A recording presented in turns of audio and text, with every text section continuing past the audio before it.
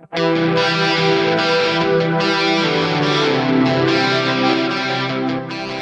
back to the Fourth Way podcast. This is the second episode in our discussion of how pacifism deals with violence done towards them or their family. Since this is such an important topic, we are going to begin with a lengthy recap of the last part because some people might just jump into this section right here and because it's the practical section. So we want to make sure that you first understand what last episode was about, which is undercutting this idea of the moral legitimacy of even asking this question. And in the last part, we started by discussing how this really is an emotional argument to ask, well, what would pacifism do if somebody comes in to harm your family? Because pacifism would let your family get killed, therefore it must be wrong because I don't like that. That's a hard thing to handle. And that emotional argument just does not have moral validity. We can empathize with people who are put in difficult situations, but emotional arguments are not good arguments. And that's amplified by the fact that there's really nothing, or what I think is very little, to back this emotional argument. And that's proven by the first 5 episodes that we did, which makes the positive case for Christian nonviolence. So even if you wanted to start with this emotional argument about how difficult it would be to handle an intruder as a pacifist, that might be a good starting point to say this intuitively seems wrong. But then you have to go through the biblical case, the philosophical, the empirical, all of those things. And when we take a look at all of those things, the weight is significantly for nonviolence. So this emotional argument just doesn't really have much of a leg to stand on logically. And we discussed a few specific circumstances that might help to highlight how we know that this type of thing doesn't undermine a position. We talked about how the difficulty of circumstances doesn't justify something that would be sinful, even if we can empathize with it. And the one that we've talked about several times through a lot of these episodes is this idea of prostitution, and looked specifically at the story of Les Mis in one of our earlier episodes, talking about how even if somebody's in the most dire of circumstances, we don't think that prostitution is legitimate, even to feed one's family. While we can empathize with the prostitute, and while we can see them as not only somebody who's in sin, but maybe even primarily somebody who's a victim, it doesn't mean that we condone the sin. Conservative Christians also would not make any leeway for abortion, and we would say, that poor mother in some faraway land who is starving to death, and her other 8 children are starving to death, and she's pregnant, and she knows that one more mouth to feed is going to kill some of them, we would say that she's not legitimate in carrying out an abortion, or if she doesn't have the medical facilities to handle things well, and her life might be in danger, we would say that, well, no, abortion is the taking of life, of innocent human life. And that's not justified in any circumstance, while we might be able to empathize with her.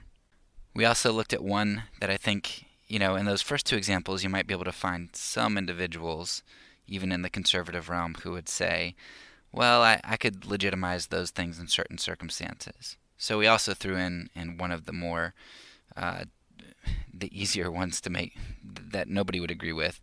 We kind of looked at the Donner Party event in the Old Testament, where you've got Jerusalem besieged and 2 neighbors who agree to trade their kids.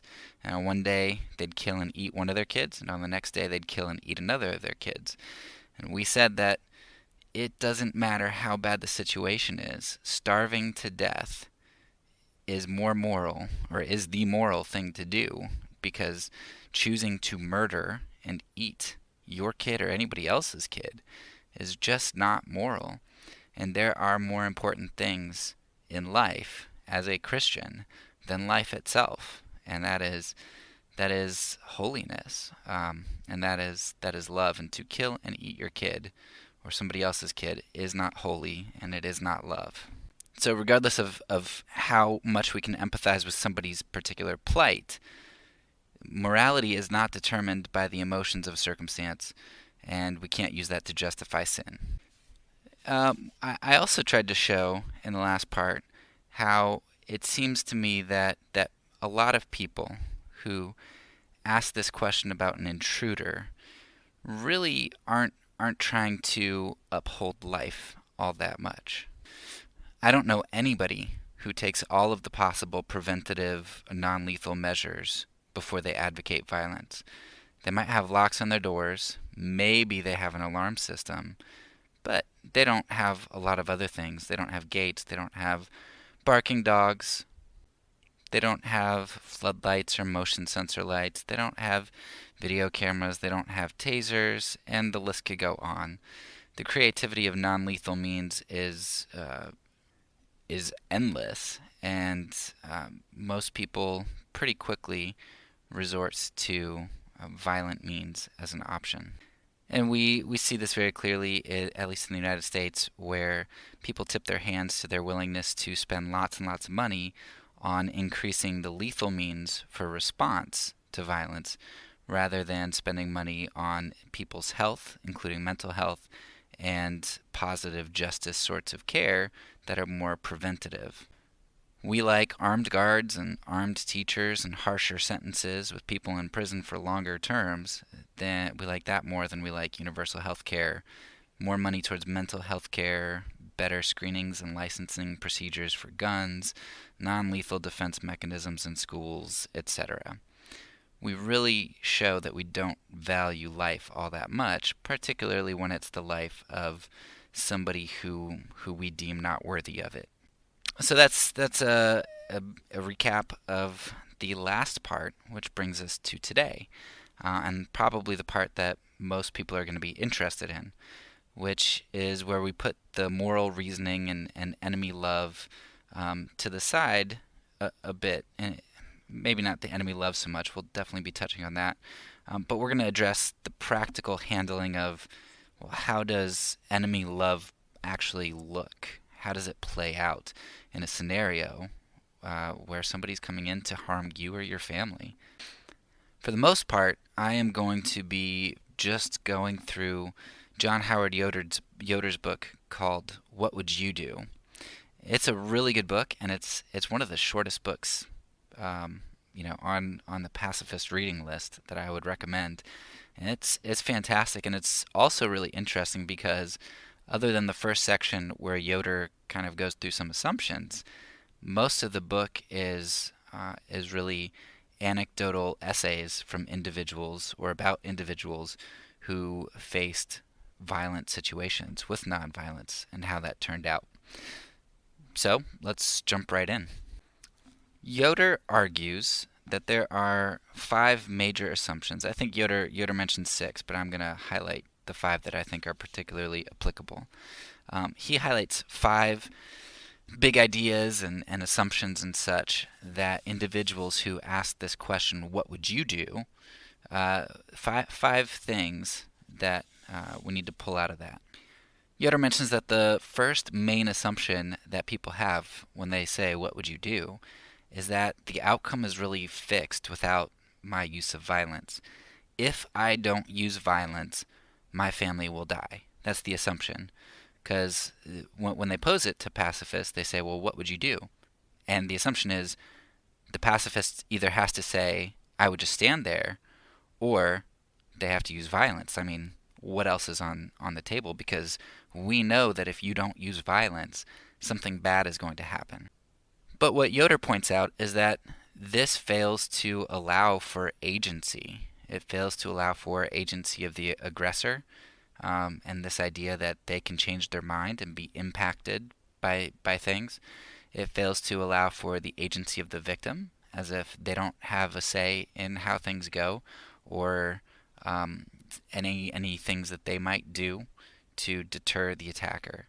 And it also limits your agency and all of the choices that you have on the table in terms of how things might play out. And one of the main issues that Yoder has with this is that it's self-fulfilling. If I tell myself that there are no choices, then it's less likely that there will be other choices that present themselves to you in your mind. You're not going to be very creative about trying to solve a situation if you limit yourself to two choices. You're not going to look for other ways. Easy solutions quell creativity. The second thing, and it kind of goes a little bit along with determinism, but it's this idea that I can assume that I have omniscience, that I know what the attacker is going to do, but also that I know what my violence is going to do, that I know that my violence is going to be successful, or that I know that my violence isn't going to make the situation worse. I am presuming omniscience over the victim's wishes. If the victim is my family, I might have a good idea of what their wishes are. But if there's another victim, how do I know that they're not nonviolent and that they wouldn't want the enemy to be loved? So I presume to know the victim's wishes. I also presume omniscience in knowing God's will in this situation. You take a look at somebody like Jesus, who did not want to suffer, recognized that this was the greatest injustice happening to him as he went to the cross, but also recognized that in this God wanted him to love his enemies and lay down his life. And out of that came the greatest good possible. We have other examples. Now I don't think the example of Joseph, I don't think Joseph had too much ability to fight 11 of his brothers off. But in Joseph's situation, had he been able to fight, should he have, or had he known God's perfect will that him going to Egypt would be the salvation of his family and the lineage? Maybe Joseph's willingness to allow violence to come to him would have been something that Joseph should have submitted to, had he had two options, violence or nonviolence, on the table. Point is, there are very clear lines of reasoning in the Bible that say, hey, look, Christians, you're going to suffer like Christ suffered. And there are also lines of reasoning that say God will bring good even out of evil, and we can trust him in that. And so when we say, I'm going to kill the attacker because that is the greatest good, that really presumes some level of omniscience that I know that God can bring, or that God wants me to kill the attacker, and because that's the best thing that God could bring out of it. I mean, one of the examples that we talked about in one of the earliest episodes was the Amish, and how their sacrifice and their nonviolence, while it was terrible and horrible, it touched millions of people's lives. Now, there is, of course, a big difference between me going out and choosing to sacrifice somebody's life for good, versus when bad things happen, being willing not to sacrifice holiness and righteousness and enemy love for people. And those are two very different things. So if somebody comes in to harm my family, I'm not going to say, hey, here you go, kill my family, because that would be a sacrifice for God. That's not at all what I'm saying. But what I'm saying is that God calls us not to sacrifice our holiness for the preservation of life. And we can trust God and his omniscience to bring good out of that. And we see over and over again in the Bible that is true. Following in the line of reasoning, we come to point number 3, which is this idea that we perceive in this question that we are in control. So somewhat along with omniscience, we assume that the outcome is in my control. If I choose violence, I will succeed. If I choose violence, I'm not going to make the situation worse. But we know that violent responses can often fail and can actually increase the violence done, as it instigates more violence from an aggressor. We'll see one example in one of the stories from Yoder's book. But one very clear example that's not in the book is Bonhoeffer. Um, and Bonhoeffer, if you know his story, is he was a nonviolent individual who supposedly then got into some sort of scheme to assassinate Hitler. Well, that scheme failed, and it actually ended up doing some damaging things, not only to the individuals who were part of the conspiracy, but in terms of how Hitler reacted and moved forward from there on out, and how he protected himself and was determined. And beyond feeling like this question, assuming that we have control, it's also assuming that to have control is what is a good thing. And we've highlighted Philippians 2 over and over and over again. But when it comes to having control or submitting to what is right, um, we understand that the model for us is Christ, which is giving up our rights and submitting even to something that seems foolish, like enemy love, and foregoing our control for God's omniscience and omnipotence. Fourth point is that a lot of times this question ends up highlighting really something that shows hypocrisy and self-interest. Most of the times in the scenario, the focus is on protecting my family or my neighbor, somebody who is in my group or like me. And in Yoder's book, he says that nobody ever says, man, I really have to make sure that I take some action to protect that Vietnamese family over there who's being attacked by my country. Because of course, when Yoder wrote this, it was around or after the time of the Vietnam War. And his point is just that you can insert any group of people you want today.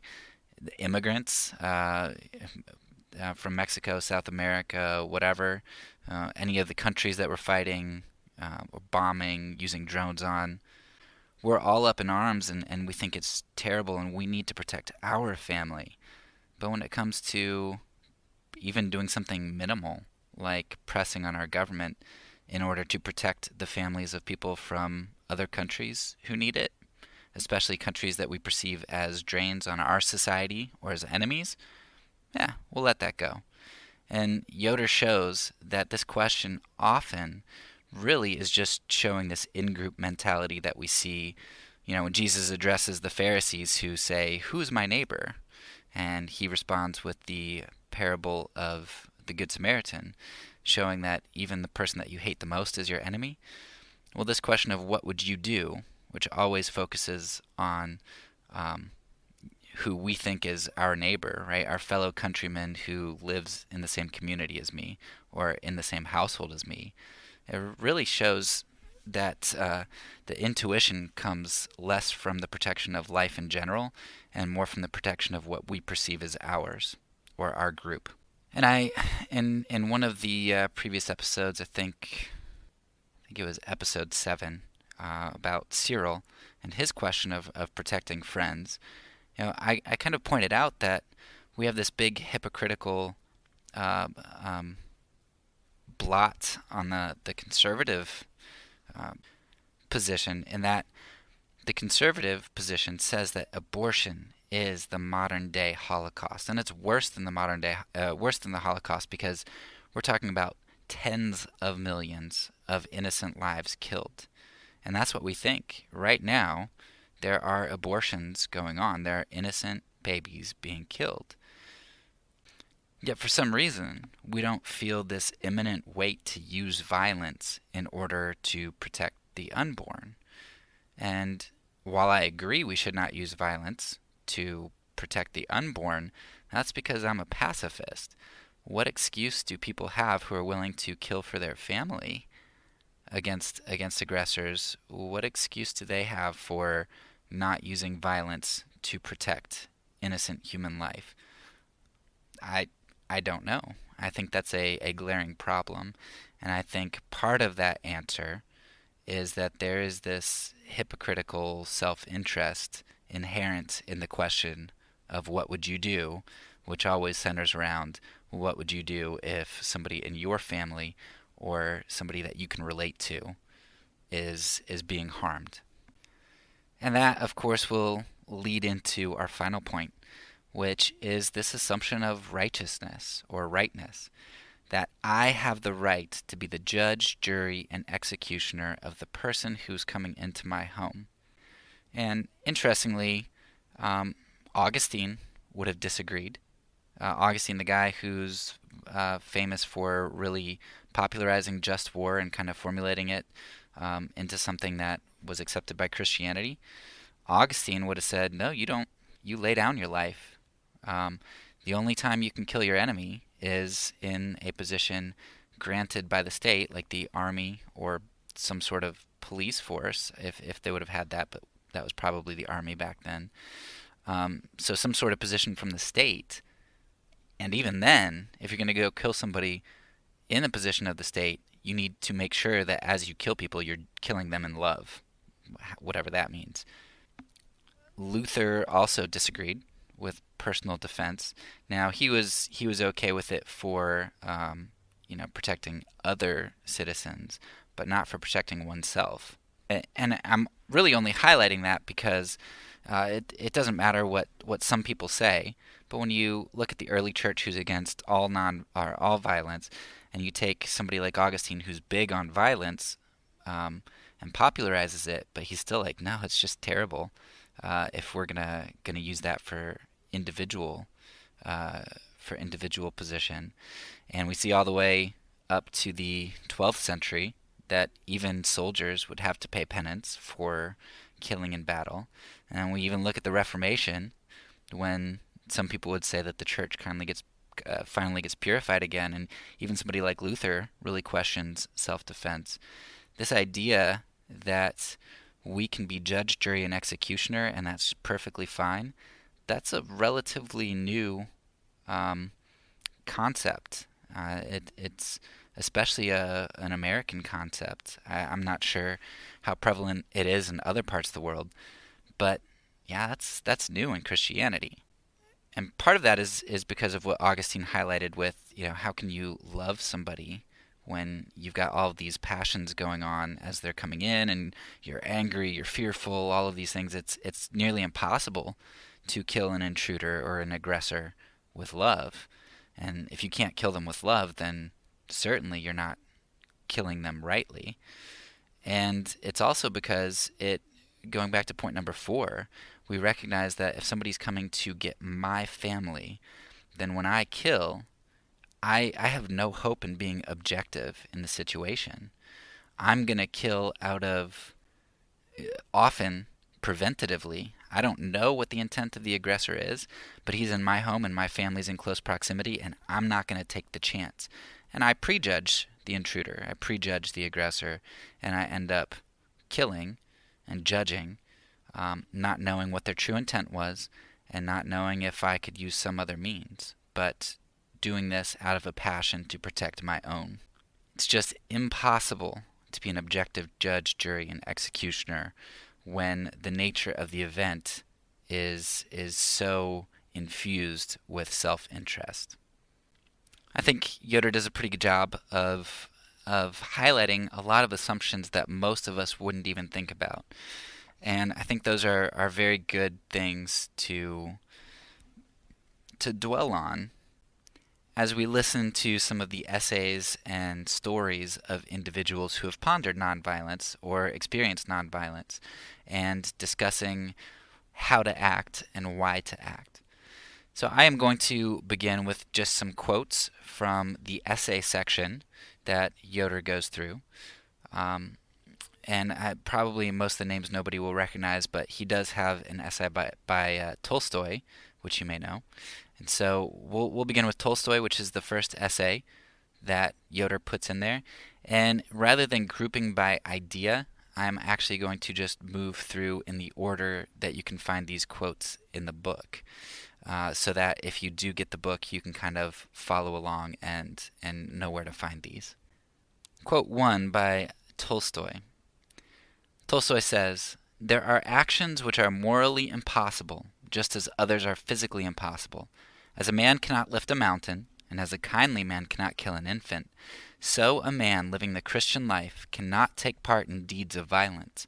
Of what value then to him are arguments about the imaginary advantages of doing what is morally impossible for him to do?" Tolstoy, right there, is simply saying there's really no point in discussing this question because it's so unchristian. Like the option isn't even on the table for Christians. What's the point of talking about the advantages of doing this thing? It would be like us talking about the advantages of killing and eating our kids if we were besieged, like we see people do in Kings. It's just like discussing that. What's the point? Because that option shouldn't even be on the table for us as Christians. And Tolstoy argues that it's the same way for Christians here. What's the point in discussing what we do if somebody comes into our home to hurt us or our family? What's the point in discussing an option that shouldn't even be viable for us? Another essay, one by Henry Hodgkin. Hodgkin makes a point that I think will complement Tolstoy's quote here. And Hodgkin says, "The last resort in the mind of Jesus seems to have been the supreme appeal of forgiving love. If that failed, nothing else would succeed for the end he had in view. With a revolver in our pocket, so to speak, we miss the power to make the final appeal of goodwill." And what Hodgkin is saying is that for most of us, when we ask the question, what would you do? The last resort, the very last hope we have is using violence. And Hodgkin's just saying, for Jesus, the last hope he had was showing love. And if that failed, that's the most he could do, because to do more would not be like God. And so that option should not even be on the table for us, because it was Jesus' last resort. It should be our last resort. The next quote we'll look at is actually, I believe, two quotes from a guy named Dale Brown. Now, I'll preface this quote instead of explaining it afterwards, because I think Brown, instead of kind of pointing to a small scale, is going to be talking about a large scale of war. And this goes back to our episode where we talked about the necessity of doing evil and what would you do if ISIS was going to slaughter a village, and this notion that a lot of times we think that when we do good, or that when we do violence to stop somebody, that we're doing good, and that is the greatest good that we can possibly do. And Brown is just going to point out that that's not necessarily the case. That's a pretty big assumption.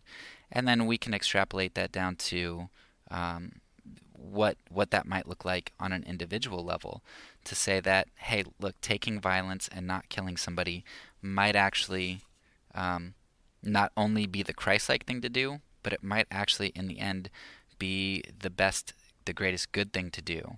Just like God brought good out of Joseph's imprisonment and slavery and Jesus' death, so I know he can and will bring good out of whatever happens to me. So here's the quote from Brown.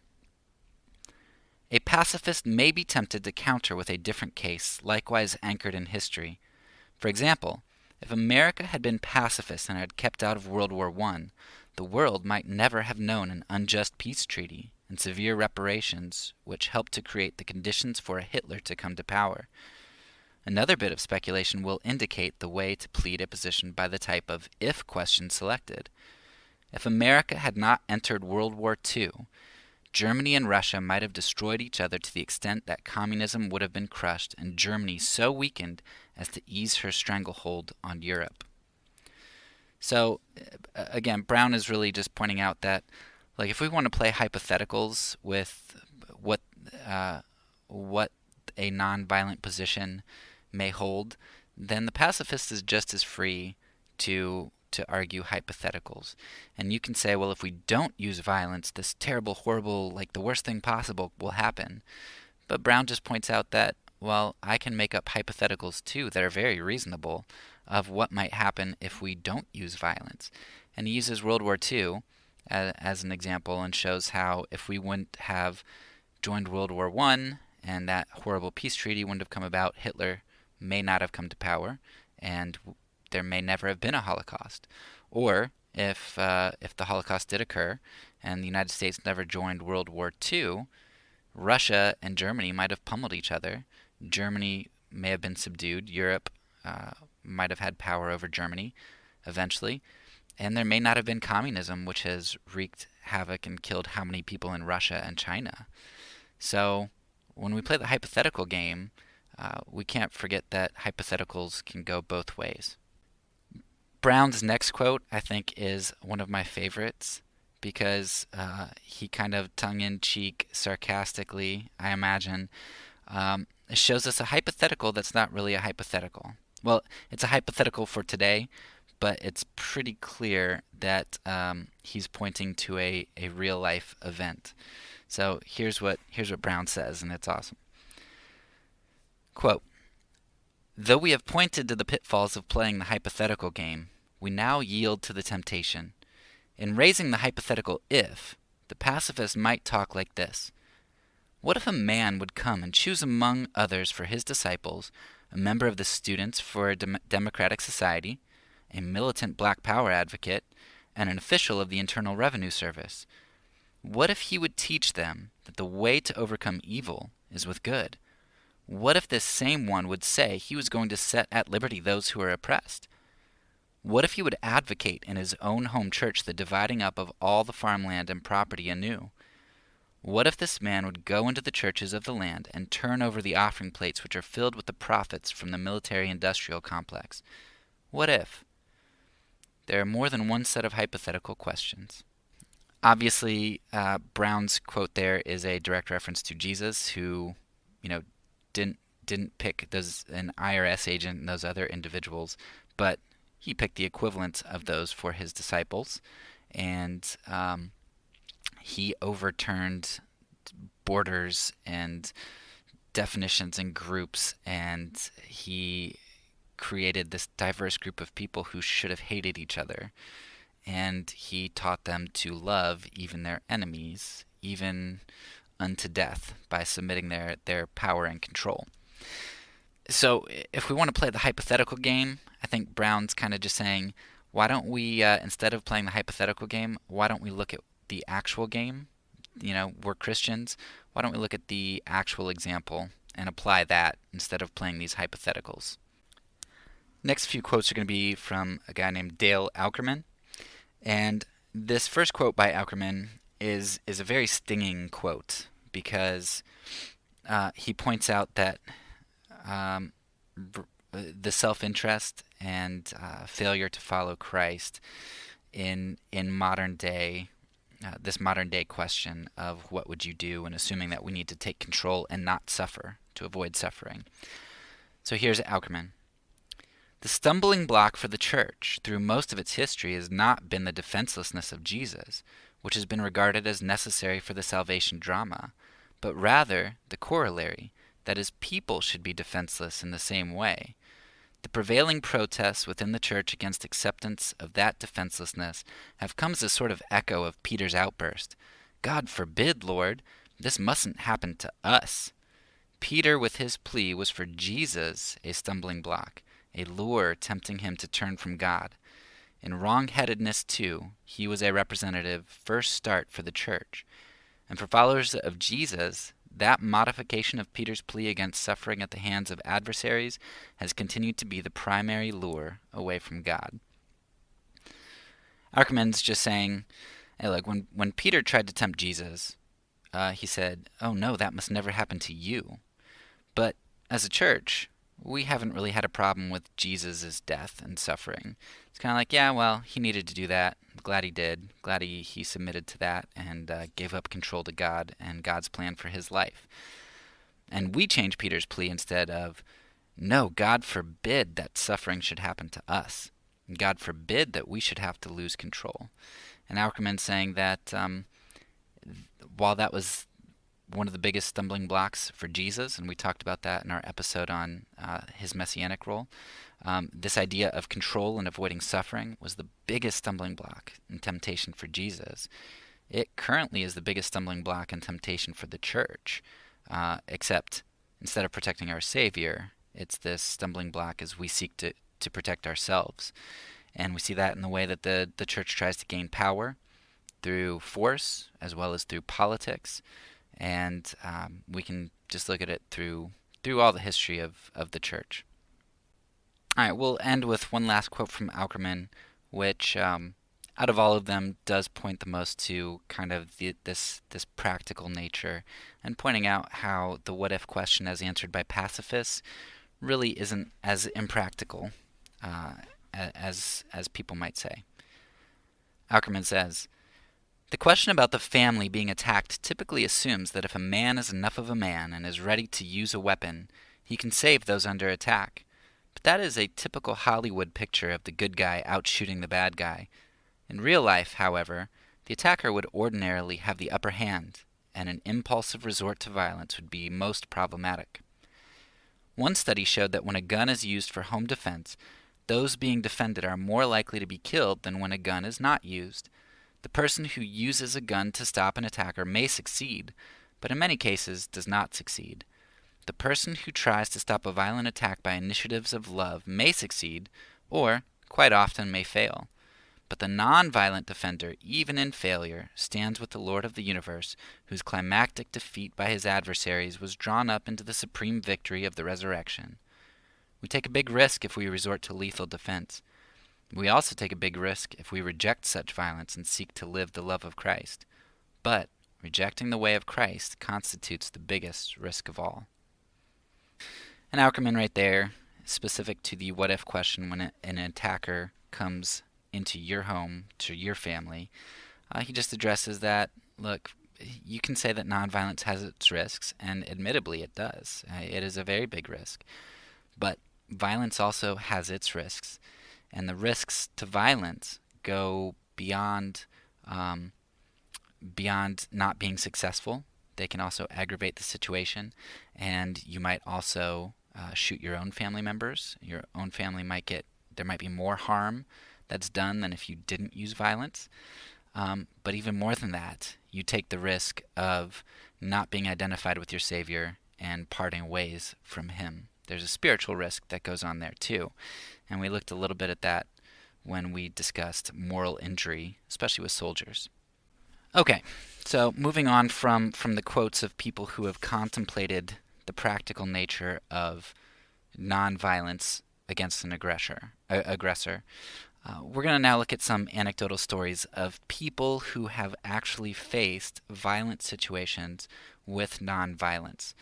And I really wanted to read 5 of these were just amazing. And they are pretty short stories, but we just don't have the ability to read all of that.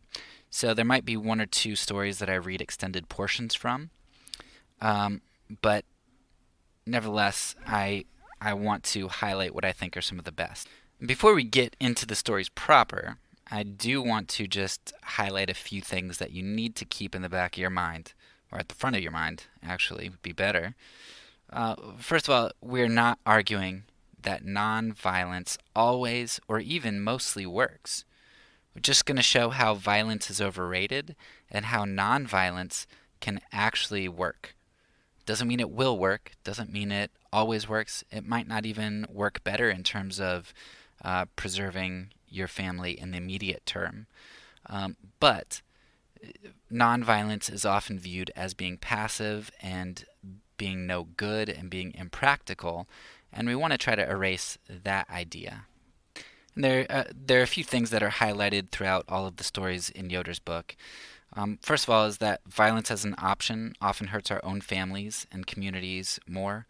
We know that having guns in the home can lead to family members being shot, injured, and killed, not only in terms of mistaking somebody for an intruder and killing your own family, but also increasing the violence in a situation when there is an aggressor, as well as just having the availability of a weapon in the home makes suicide much more likely and easy because of the accessibility of an easy solution for suicide, which is a gun. The other danger of having violence as an option um, is that we looked at this when we talked about the Holocaust and the Stanley Milgram experiment, and how people who are open to violence are much easier to be convinced of doing violence inappropriately. If I believe that violence is a legitimate option, then all that needs to happen for me to do violence to somebody is to be convinced that that person is less than human, or that that person is an enemy who threatens. We see that in just about every atrocity that ever occurs, is that there's a dehumanization. And when you're open to violence, you're more open to dehumanizing groups of people. As a society, that's true. We've talked about how violence can increase violence in a situation. We've talked about how violence can perpetuate and even birth violence. We talked about the Kingdom movie a while back, where it shows the cyclical nature of violence, talking about World War I and World War II, how doing World War I and that peace treaty probably caused World War II, and etc. And out of that we have the birthing of Israel, and a lot of different issues are created with the Middle East during World War I and World War II that extend even into today. We can see that through some of our proxy wars and Cold Wars. We just know that violence often perpetuates and births violence. And we know that violence hurts us in terms of moral injury. And finally, I want you to keep in mind that nonviolence is important because it's going to always maintain enemy love. And because of that, because violence is not an option on the table, it is going to allow for creative solutions. Instead of an either or, either you let the enemy do something terrible to your family or you try to kill them. Instead of the either or situation, the options on the table are maybe not endless, and especially when you're in the heat of the moment, it's probably, but by the Holy Spirit's guidance, it might be difficult to think of what in the world you can do. But nevertheless, there are lots of different options that are available when you're willing to think creatively. So let's take a look at some of those creative solutions. The first story is a pretty awesome story by a missionary named Gladys Aylward, and she was a missionary to China. And the story goes that she was at her missionary house, and all of a sudden this Chinese guard from the prison down the street came to her and said, "Hey, you got to come right now." So she ended up going with him, a little begrudgingly, and when she got there, realized that there was a murderous riot going on in the prison. And the prison warden said to her, "We need you to go in there and stop this." And she looked around at like the armed guards who were standing around and soldiers and things, and she's like, "Well, why don't they go in there?" And essentially they were all too scared to go because there were tons of prisoners, big prisoners, just going nuts. And she's like, "Well, why do you want me to go? I'm just a little lady." And they said, "Well, you've been preaching that you have the living God inside of you, so surely you can go in there and stop this."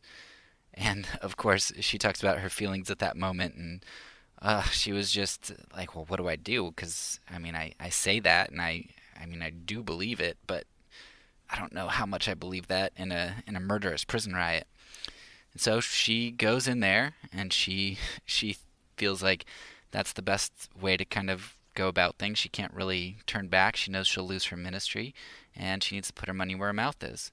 So she goes in, and she starts commanding the prisoners around, and they listen to her, and she takes a bloody axe from one of them and says, "You give that right here."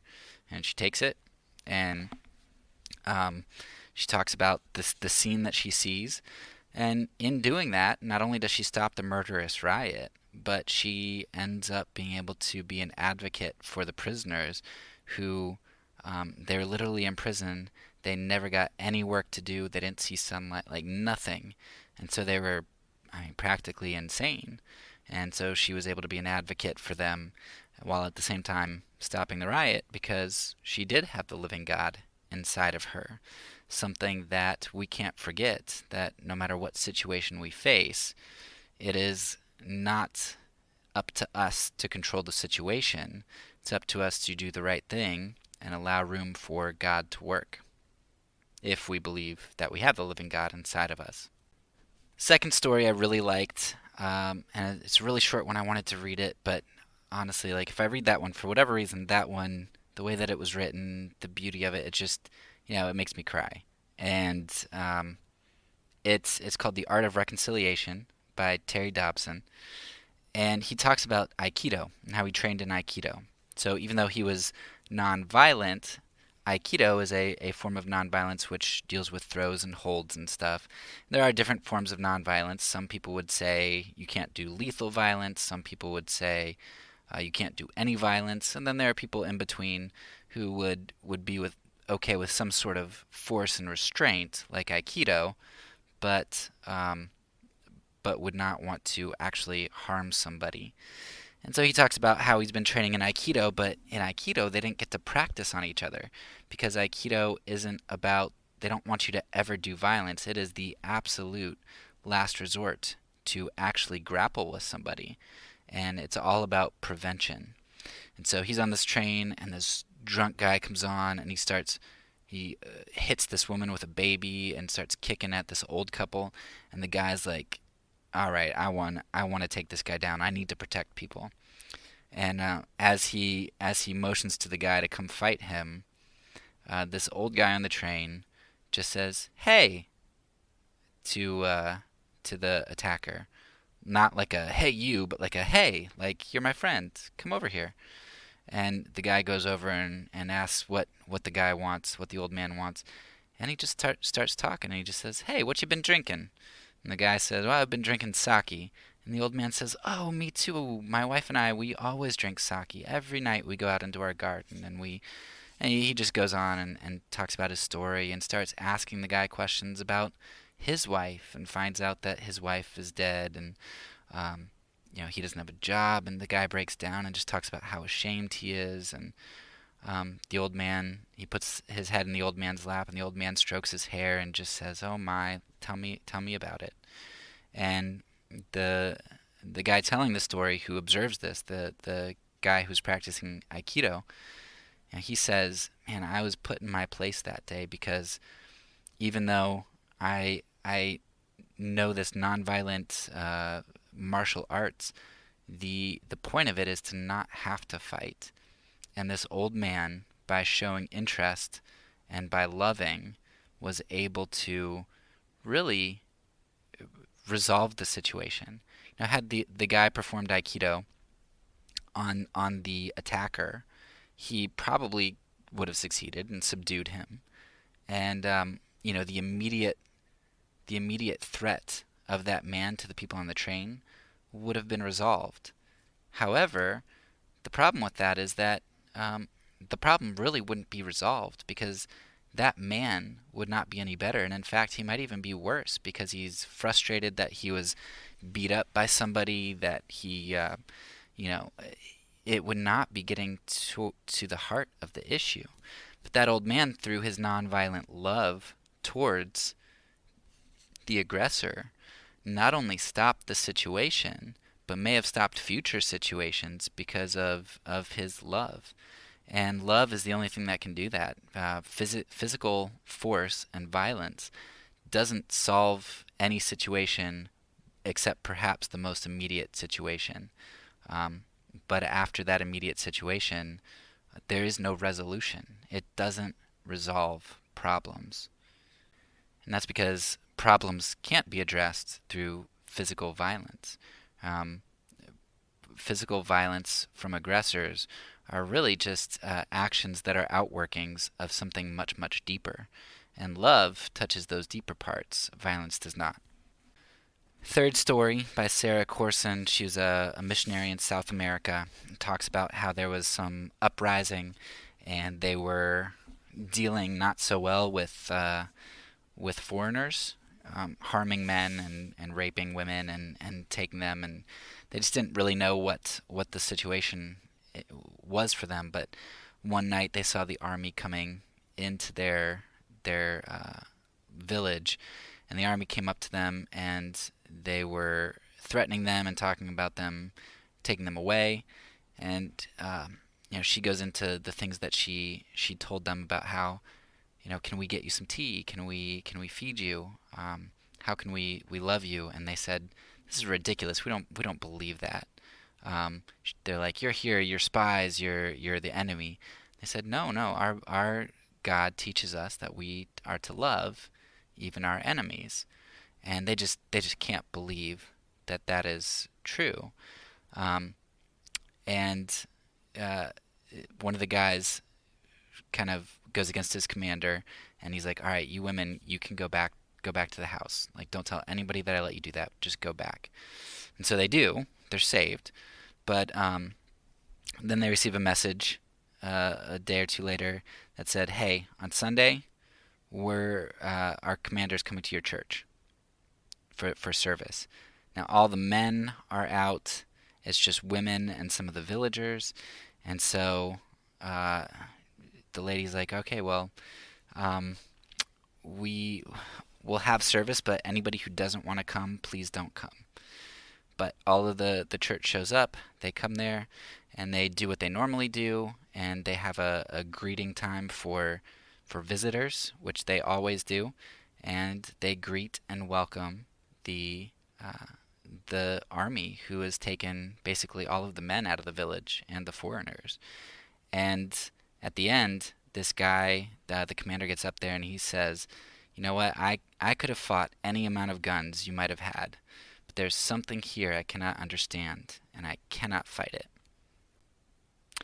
Had there been resistance, had there been animosity, anything else, um, the soldiers would have fed off of that. That's what soldiers do. They're supposed to be confrontational. They're supposed to fight conflicts.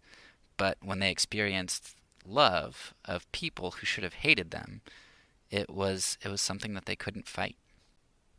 This next story is about a woman who had somebody come into her home, broke through her window, and she woke up to see a man coming towards her in her bed, which is probably the most fearful thing that anyone can think of, especially a woman. Um, and this is the one that my wife was most interested in. Like, yeah, like what do you even do in that situation? Um, so I'll be reading a few quotes out of here and kind of talking through it as well. So here's what the author says when she talks about what was going on in her head in the moment, the split second she saw this guy coming towards her. She talked about her thought process, and then she ends here where she says, "I realized with some clarity that either he and I made it through the situation safely together, or we would both be damaged. Our safety was connected. If he raped me, I would be hurt both physically and emotionally, and he would be hurt as well. If he went to prison, the damage would be greater. The thought disarmed me. It also released me from paralysis and a desire to lash out. It freed me from fear's control over my ability to respond, even though I still had feelings of fear. I found myself acting out of concern for the safety of us both, reacting with firmness, but with little hostility in my voice." Now, she talks a little bit later about how this is extremely important. She says that nonviolence as a strategy really isn't a good strategy. She said it has to be something that's genuine. She had a genuine concern for her attacker. She said, had she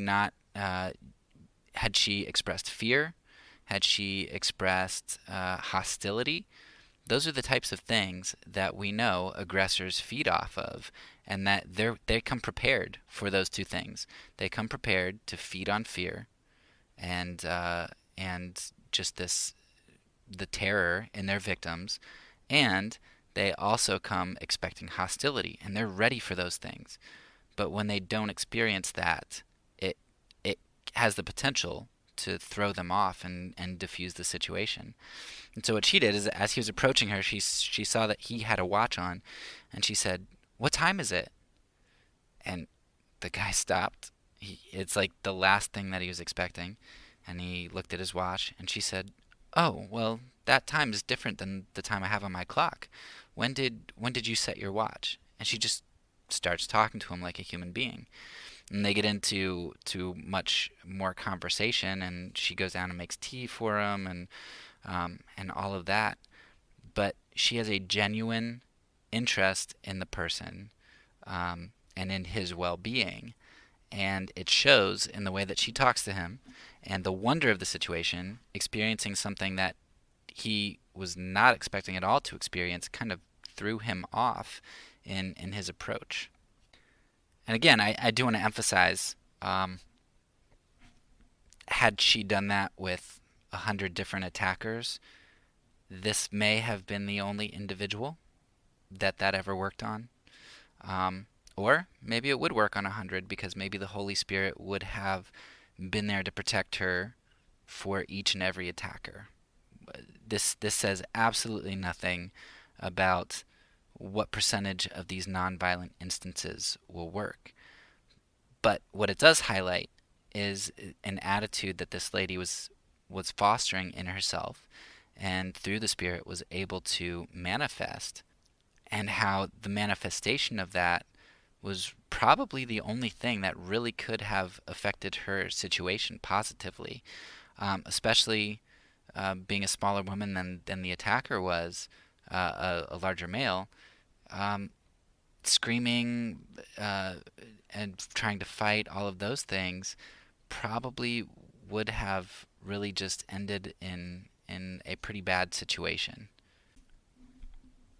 There's one more quote that I found especially important out of this story, and I want to highlight that right now.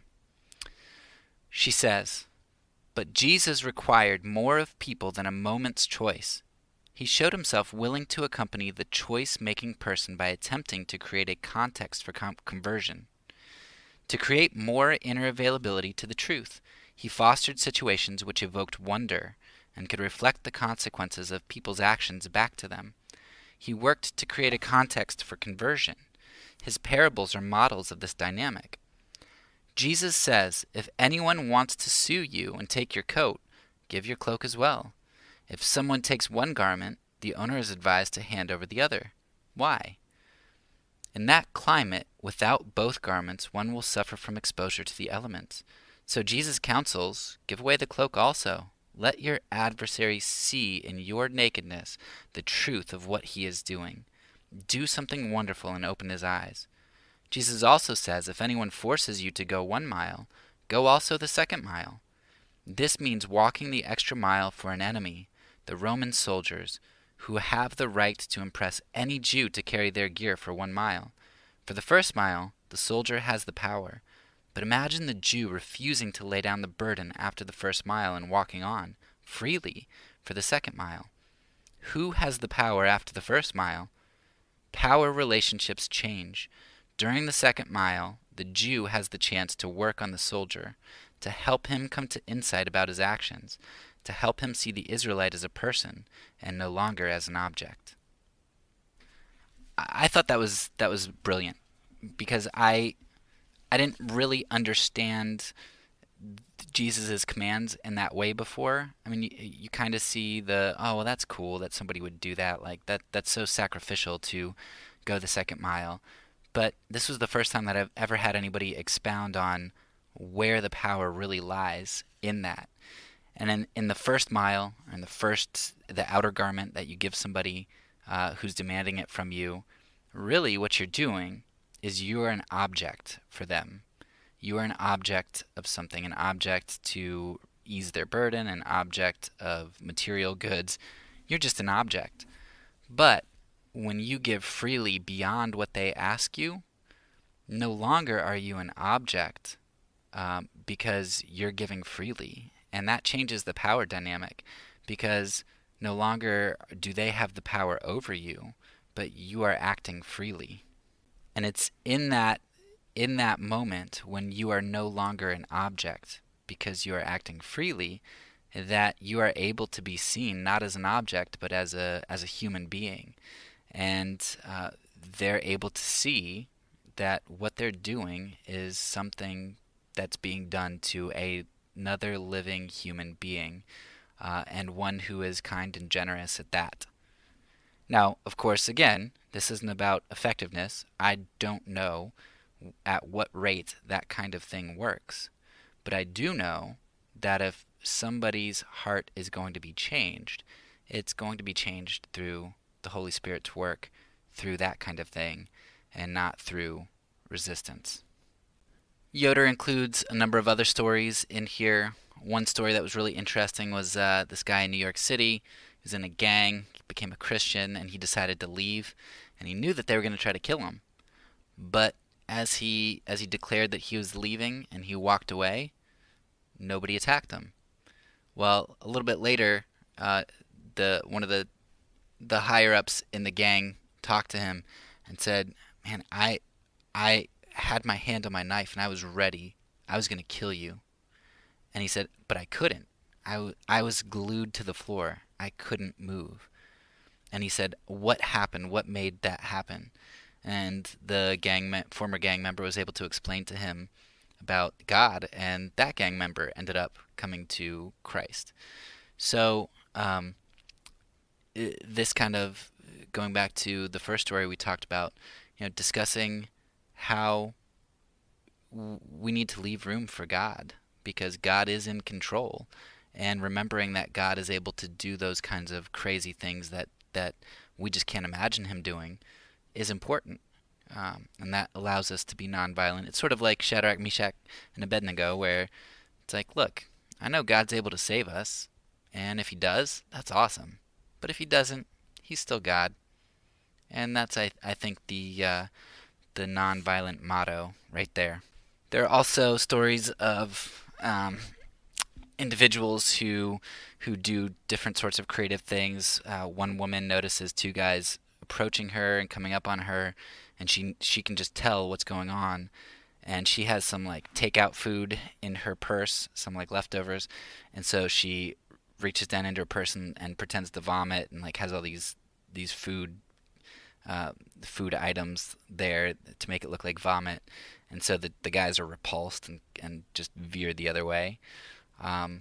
All sorts of creative things that people do. Some of them, like the vomiting, aren't really directly loving in the sense of, oh, I'm going to try to talk you through not raping me, right? That's a last resort, but it is creative in the sense of she prevented those people from harming her, and she was able to prevent them from doing something that could have morally screwed them up forever. So let's summarize and close up shop here. Nonviolence is about maintaining enemy love with an eye towards their conversion to doing good. So we seek to help prevent individuals from doing evil and marring their souls, but also we desire their good. And we can see that in most of these stories, and we can see it if we go back and think about some of the other things we've talked about. One of the ones that sticks out to me is Denmark, and how even under Nazi control, their nonviolent movement actually started to convert the hearts of the German officers that were there, whereas you just don't see that kind of thing happen to the same extent in places where individuals are trying to kill the Germans. While maintaining enemy love, the position of nonviolence also takes a Philippians 2 approach to power and control. It submits to God and leaves room for God to do amazing things. It recognizes that the question isn't really what could I do? The question is, what should I do? And following Christ and submitting to God is what I should do. And at that point, it's not really about what could I do. It's about what will God do? Will God save me like he saved Shadrach, Meshach, and Abednego out of the flames?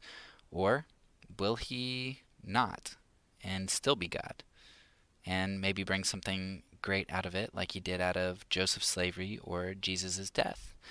But it might include my suffering. And we recognize the importance of if God will not amaze us and miraculously save us, then he will have to amaze us and miraculously sustain us through difficulty, like he did with Jesus in the garden and to the cross, and eventually through resurrection and restoration. We really have a great cloud of witnesses here who can testify to the miraculous power of God, to the importance of enemy love, and it's great to look at those examples, and there are many, many, many, many more. This is just a handful of the ones from this one book, and I know that there are other books out there as well. And it would also be worthwhile to look into the early Christian martyrs. I know one example that stands out to me is Polycarp, disciple of John. Polycarp, when he was an old man, the Romans came for him to take him to be executed. And Polycarp's like, "Come on in, guys. Can I give you something to eat?" And he made sure that they were fed before they headed out to where he was burnt at the stake. And so we've got a great cloud of witnesses that extends way beyond this more modern cloud of individuals choosing nonviolence. I hope you are able to see this question more clearly. I hope you're able to see how there's really no moral foundation to the emotional question, how you can see a lot of the assumptions that are really built into it that are problematic for it, and how you can see how really it doesn't have all that much to offer that it's presented to, and it really only gives you one option, whereas nonviolence gives you many, many other options while allowing you to maintain enemy love. So that's all for now. So peace, because I'm a pacifist, and I say it, I really do mean it.